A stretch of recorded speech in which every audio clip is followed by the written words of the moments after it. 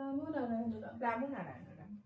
আচ্ছা, এখন একজন ব্যক্তি এবং তার সঙ্গে কয়েকজন হিন্দু ধর্মের প্রচলিত যে নিয়মগুলো আছে, যেমন শ্রাদ্ধ শান্তি, যাগ যজ্ঞ, পূজা পার্বণ, এইগুলোর বিরুদ্ধে কড়া ভাষায় বিদ্রুপাত্মক ভঙ্গিতে বলছে। এই নিয়ে আবার যারা এইসবে বিশ্বাসী তারা তার বিরুদ্ধে সোচ্চার হয়েছে, আবার অনেকে বাহবাও দিচ্ছে। এই বিষয়ে আপনি যদি কিছু বলেন। প্রথমেই বলি, এখানে যেগুলোকে ধর্ম বলে বলা হয় সেগুলো প্রত্যেকটাই জীবনযাত্রার পথে নিজেকে গড়ে তোলার উদ্দেশ্যে কিছু বিচক্ষণ ব্যক্তিদের নির্দেশিত আচরণবিধি। ধর্ম কখনো নানা রকমের হতে পারে না। ধর্ম সেটাই যেটা সকলের ক্ষেত্রে একইভাবে প্রযোজ্য। যেমন সূর্য, চন্দ্র, আকাশ, বাতাস, জল, মাটি, শাক সবজি, ফলমূল। কোনো দুটো ধর্মের মধ্যে বিবাহ হলে কি সন্তান হতে আটকায়? এক ধর্মের লোক বৃদ্ধ হয়ে মৃত্যুবরণ করে না, আরেক ধর্মের লোক বৃদ্ধ হয়ে মৃত্যুবরণ করে, এমন কি হয়? এক ধরনের লোকের জল পান করে তৃষ্ণা মিটছে, আরেক ধর্মের লোকের মিটছে না, তা কি হয়? না, তা তো নয়। কিন্তু ধর্মের বেলায় দেখো, এক ধর্মের জিনিস আর এক ধর্মের লোক গ্রহণ করতে পারছে না। হিংসা, বিদ্বেষ, এমনকি হত্যাও হচ্ছে। ধর্ম ভাঙন ধরায় না, ধর্ম গড়ে তোলে, ধর্ম ধারণ করে। ঠিকই কথা। আচ্ছা, এবার আসি তোমার প্রশ্নের উত্তরে। এই যে শ্রাদ্ধ, শান্তি, সত্যায়ন, পূজা, ব্রত, উপবাস, পুণ্য স্নান এগুলো পালিত হচ্ছে, এর প্রত্যক্ষ ফল কি লোকে অনুভব করতে পারছে? এটা একটা বিশ্বাসের উপরে হচ্ছে। ঠিক বলেছ। শ্রাদ্ধ করে বা গঙ্গায় পিণ্ডি দিয়ে বাবা মা মুক্তি পেল কিনা এটা কিন্তু সন্তান জানতে পারলো না। ভৌতিক দোষ কাটলো কিনা এটা কিন্তু বুঝলো না। যাগযজ্ঞের মন্ত্র গিয়ে কোথাও সাড়া জাগালো কিনা, পুজোর মন্ত্র দেবতার কানে পৌঁছলো কিনা, এইটা কিন্তু কেউ বলতে পারছে না। বিশ্বাস ভয় ভীতিতে মেনে চলেছে। সূর্যের আলো গায়ে পড়লে তার তাপটা তুমি অনুভব করো, জল পান করে তোমার তৃষ্ণা মেটে, ঠান্ডা বাতাসে দেহের আরাম হয়, মাটিতে একটা বীজ পোতো চারা গাছ বেরোবে, এটাই হলো ধর্ম, যা প্রত্যক্ষ তার মধ্যে আছে। তুমি বিশ্বাস করলেও সূর্য উঠবে, তুমি বিশ্বাস না করলেও সূর্য উঠবে, এবং সূর্য উদয় হলে তার আলোয় জানিয়ে দেয়। তাকে গীতা, কোরআন, বাইবেল, ত্রিপিটক পাঠ করে বোঝাতে হয় না। আবার দেখো, এখানকার ধর্মগুলো শুধু মানুষের জন্য, জীবজন্তুও তো প্রকৃতিরই দান। ভগবানকে যদি মানো তাহলে এরা তো তারই সৃষ্টি, গাছপালাও তাই। এদের পূজা পার্বণ, শ্রাদ্ধ শান্তি কোথায়? আবার দেখো, এই যে শিব, কৃষ্ণ, বিষ্ণু, কালী, দুর্গা, এদের হিন্দু বানিয়ে দিয়েছে। মুসলমানরা বলছে আল্লাহ আমাদের তৈরি করেছে। কেউ বলছে শ্রীকৃষ্ণই স্রষ্টা, কেউ বলছে আল্লাহই স্রষ্টা, আবার কেউ বলছে গডই স্রষ্টা। যদি তাই হয়ে থাকে তাহলে সেই স্রষ্টাকে বিশ্বের সকল লোক মেনে নেয়নি কেন? আকাশ, বাতাস, জল, মাটি, তেজ, এদের নিয়ে তো মানামানির কোনো দুরকম কথা নেই। সকলে এদের গ্রহণ করে নিয়েছে, সেখানে কোনো ভেদাভেদ নেই। তাহলে এই সকল ভগবানরা এরকম খণ্ড জাতির অধিপতি হলো কেন? একটা তথাকথিত ধর্মের ভগবানের আরেক ধর্মের লোকেদের উপর কর্তৃত্ব নেই কেন?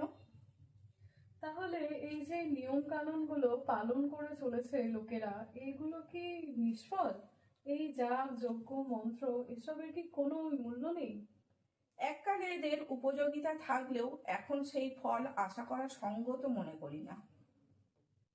এমন কেন বলছেন? ধরো, বেদের যুগে যিনি যজ্ঞ করতেন তিনি একজন সদাচারী, সত্যবাদী, বিবেকনিষ্ঠ ব্যক্তি। যে সকল বস্তু দিয়ে সেই কার্য সম্পাদন হতো সেগুলোও ছিল খাঁটি। আবার যে বাতাবরণে সেই মন্ত্র উচ্চারিত হতো সেটাও ছিল শুদ্ধ, কারণ তা সাধনার ধ্বনিতে পরিপূর্ণ থাকত। এখন এই তিনটেরই অভাব। যেই পুরোহিত পুজো করছে সে পূজার নিবেদিত উপকরণ বাড়িতে নিয়ে যাওয়ার জন্য বেশি আগ্রহী। দেখা গেল পূজার ফাঁকে ফাঁকে উঠে গিয়ে ধূমপান করছে, মিথ্যে কথা বলছে। যে জিনিস দিয়ে পুজো করছে, তেল, ঘি, চন্দন, দুধ, চিনি, গুড় সবই ভেজাল। আর যে বাতাবরণে পুজো করছে তা লোকের মিথ্যা, হিংসা, হাহুতাশ, দলাদলির ধ্বনিতে পরিপূর্ণ। তাহলে যদি সাড়া দেনেওয়ালা কেউ থেকে থাকে, সেই সাড়া কি করে গ্রহণ করবে? সেটা গিয়ে পৌঁছবেই না। এখানে দেখো না, একটা জায়গায় গিয়ে মোবাইলের টাওয়ার পাওয়া যায় না, নেট কাজ করে না। এখানেও তেমনি ওই যে সুরের টাওয়ার, ওই যে সুরের কানেকশন, সেটাও কেটে গেছে। বেসুরের ধ্বনির সাধনা চলছে, কিন্তু এগুলোকে নিষ্ফলক বলবো না। তাও তো কিছু সময়ের জন্য সেই ধান্দাতেই হোক আর বিপদে পড়েই হোক, স্মরণ মনন নাম কীর্তন জপ কিছু তো হচ্ছে। একটা নিয়ম নিষ্ঠার মধ্যে কিছুটা হলেও মানুষ থাকছে, কিন্তু অন্ধকারে হাতড়ে যাচ্ছে। পুরো সৃষ্টিটা গণিত, বিজ্ঞান, যুক্তি ও সুরের উপর চলছে। ধারণা, কল্পনা, বিশ্বাস আর ভয়ের উপর ধর্ম প্রতিষ্ঠিত নয়। এখানে অধিকাংশই ধর্মভীরু এবং ধর্মান্ধ। প্রকৃত ধার্মিকের বড়ই অভাব। ফর্মুলা ঠিক হলে তার মিলতে বাধ্য। এখানে কি হচ্ছে?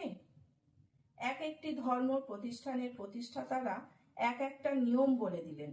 তাদের নাম করে আশ্রমের পর আশ্রম বা অন্যান্য ধর্মস্থান প্রতিষ্ঠা হয়ে চলেছে। তাদের ছবি বা চিহ্ন রেখে পূজা অর্চনা কীর্তন চলতে থাকলো, কিন্তু তাদের ফর্মুলা মেনে সেই রকম আর একটা কেউ তৈরি হচ্ছে না। তাহলে গলতটা কোথায় এবার বলো? তাহলে কি ফর্মুলাটাই গলত? যে ব্যক্তি এর বিরুদ্ধে প্রচার করছে সে কি তাহলে ঠিকই করছে? যদি গলত থেকেও থাকে, সেটা ধরিয়ে দেওয়ার সঠিক পন্থা দরকার। এত যুগ যুগ ধরে যে বিশ্বাস চলে এসেছে, যে আচরণবিধি চলে এসেছে, তাকে এরকম দুম করে এক কথায় কটু কথা বলে তা বদলে দেওয়া যায় না। যেই ব্যক্তি এই ধর্মের প্রথাগুলো সম্বন্ধে সমালোচনা করছে, সে কি কোনো সমাধান দিতে পারছে? তুমি যদি কাউকে বলো তুমি কুৎসিত, সেটা যেমন আঘাতপূর্ণ কথা, তেমনি তাতে কোনো সমাধানও নেই যা সেই ব্যক্তিকে সুন্দর করবে। তাহলে তোমায় কি বলতে হবে? ধরো তার ভ্রুগুলো একটু মোটা, গালে ব্রণর দাগ, চোখের তলায় কালি, গায়ের রং কালো। তোমাকে বলতে হবে, দেখো তোমার ভ্রুটা একটু ছেঁটে নিও, তোমার গালে হলুদ চন্দনের প্রলেপ লাগিও, চোখ বুজে তার উপর শশা কেটে দিয়ে রেখো, গায়ে দুধের সর মাখো। তখন সে বুঝবে তুমি তার মঙ্গলাকাঙ্ক্ষী। শুধু ব্যঙ্গ বিদ্রুপ আর কটু বাক্য বলে লোককে কাছে টেনে আনা যায় না। শুধু সমস্যার কথা বললেও হয় না, সমাধানও দিতে হয়। সেই সমাধানই আমার গুরু ঠাকুর শ্রী শ্রী বালক ব্রহ্মচারী দিয়েছেন। আপনি সবই বললেন, কিন্তু কোনো কটু কথা বললেন না। কত শিষ্টতা রেখে সবকিছু বুঝিয়ে দিলেন। আমিও এইভাবে লোককে বোঝানোর চেষ্টা করব। আমি যেন ঠাকুরের দেওয়া সেই শিক্ষায় নিজেকে গড়ে তুলতে পারি, নিজের জীবনে যেন সেইগুলো আচরণ করতে পারি এবং লোককেও জানাতে পারি। ঠাকুরের কাছে এই প্রার্থনাই জানাই। বেশ বেশ, আমার দ্বারা তোমাকে যতটুকু সাহায্য করা সম্ভব আমি করার চেষ্টা করব। তোমার জন্য রইল আমার অনেক শুভেচ্ছা। রামনারায়ণ। রামনারায়ণ।